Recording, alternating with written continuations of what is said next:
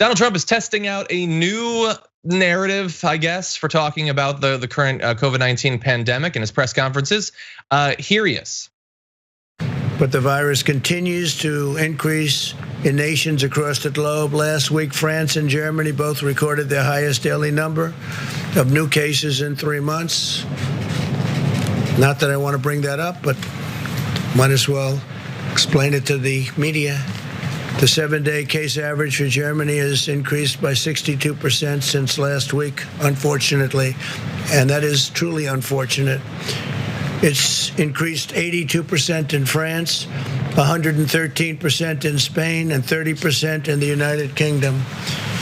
Those are big increases. Cases are also rapidly increasing in the Netherlands, Sweden, Belgium, Switzerland, Slovakia, Estonia, and other European countries. And in our country, they're going down. They're going down. No, yeah, people are going down, unfortunately, in mass numbers. More than 1,000 a day for a number of days. People have been going down. Really fast, before we get into the actual numbers, because you'll be shocked to find out that what he was saying there was highly dishonest. I'm going to do the first of 2 instances on today's show where I am going to annoy the entire audience and probably Jason as well by giving myself credit for a prediction that worked out. So, well, not really a prediction so much, but I want to show you what I said on the show back on August 4th. So his strategy of, okay, sure, it's bad here, but focus on the fact that I'm telling you it's bad elsewhere. Take a look at what I was saying on August 4th. So we often say that we have done worse than other countries, which when I say it, I can't speak for everyone, is supposed to light a fire under people to want our government to do better. Okay, that's what it means. What it doesn't mean is if we were doing exactly what we're doing right now, but other countries were doing worse, that I'd be satisfied. But all of what he just said implies I just need to trick you into thinking that other people have it worse, and then what we've got will be okay. So that's what he's doing. He's talking about these percentage spikes in Slovakia and Estonia to make you less horrified by the fact that yesterday, 1,503 deaths were reported in the United States in just one day. The highest number in 3 months. Deaths, not a percentage increase in cases. The worst possible outcome of the coronavirus is killing someone, and we're killing people at the highest rate that we have in 3 months. Right, listen, going back to March and April when this virus first descended upon humanity, it felt like the darkest days of COVID was, for me at least, and I'm sure a lot of other people, was March 17th, quarantine Los Angeles and across the country through April, which is a blur. We didn't give a damn about what was happening overseas. We cared about what was happening outside our front door, right? So thank you, Trump. Thank you so much for that wonderful information about Estonia and Transylvania and wherever that has these numbers. That's great. But right now in our communities, right now in the places that we walk through the world, outside of our doors, our jobs, the places that we go daily, we care about those numbers here. I'm in Florida, which is of course a hot spot. And there are people still not wearing masks. Yeah. They're not. They're just, I'm not doing it. And so for him to not, again, just keep it here. We need comprehensive, and I think we talked about this last time I was on the Damage Report with you, John. It's just we want to be able to be okay because it's been too long we've been quarantined. It's been too long we've been under stress. It's been too long that our mental health has suffered. It's been too long that financially we've suffered. It's been too long that people are going without. It's too long. Take care of the people here. Wishing everyone else abroad speedy recovery, safety as well, absolutely. But the American people need it just as bad, Trump. So figure that out.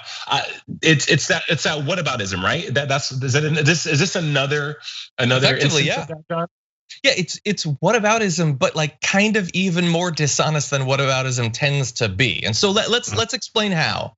So you saw the video. His, Lithuania went up by 30%, and Estonia went up by the single greatest increase. Okay, well, let's talk about their actual numbers. How about that? Percentages are fun. I love percentages. Let's talk about actual numbers on the ground. So France did go up, okay? They went up to 2,000 cases a day. Okay, that's bad for France, that is. It is 25th what we have, something like that. Slovakia spiked. He said that. Do you know what the spike was? What was 63 cases. Okay. In the country, that was the single highest day in the spike that he's referencing. Estonia spiked to 22 cases. You know how many deaths they've had? 63. Not on that day, ever. Right, ever. cumulatively. 63. Yeah. Switzerland has had less than 200 cases a day. That's the spike he's talking about. Germany isn't spiking. It still has 1,000 or less cases per day. And on the day when I initially prepared this story, let's talk about those final, most important, most gruesome numbers. So we had 1,503 deaths in the last day of reporting.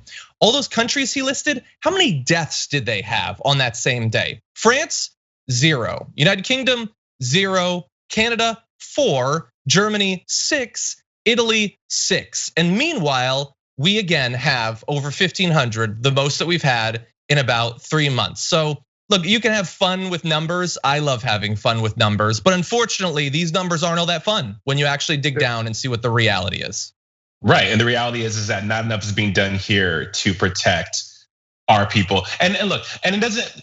We have, John, I said this, I'll say it again when we talked about this last time. I think that we're at a point now, obviously, where we've been here, where we have to take ownership of our health, right? Because no one else is gonna do it for us, of course. And when you know what I would like to see a spike and something go up is the effort that hopefully the government's putting into finding a vaccine and creating a vaccine and a cure for this, because that should be in the next, of course, appropriate action, the next appropriate step. But until that happens, we have to take ownership and own our health and own our safety, because obviously the people that we've elected to look out for us in a myriad of different ways. Now we've talked about saving jobs, we've talked about livelihoods, saving our health isn't doing that. They're not doing that. And again, I stand by that. I care about what's happening outside my front door. I care about the safety of my loved ones outside my front door and the people I care about, my friends, the family I choose. I care about their safety outside my front door. So that's what I hope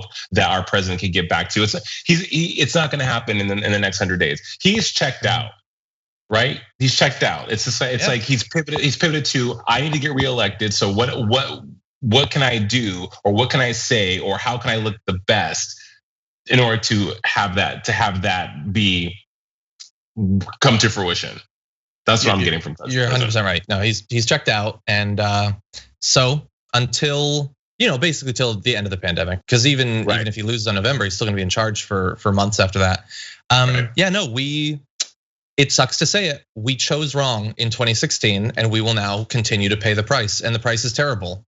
In my family, we've paid that price. I'm sure everyone watching this knows somebody who has paid that price, because as a country, we chose wrong. We went in the wrong direction, and he's never gonna get better, and he's never gonna care whether we live or die. And so that's what we've got. And so 1,500 people died in the last day of reporting. By the time this pandemic is done, maybe 50,000 more, 100,000. 500,000, I don't know, but that's now baked in. He's never going to improve. It doesn't matter how bad it looks. Doesn't matter how bad it gets. He isn't going to improve. Yep.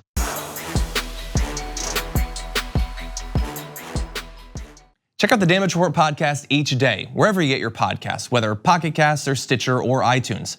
You can join me as I give you the news and stories you want, with a range of co-hosts and interview guests jumping in on the fun each day. Again, that's the Damage Report, wherever you get your podcasts. And if you get them at iTunes, don't forget to rate and review. Sometimes I'll read them live on the show.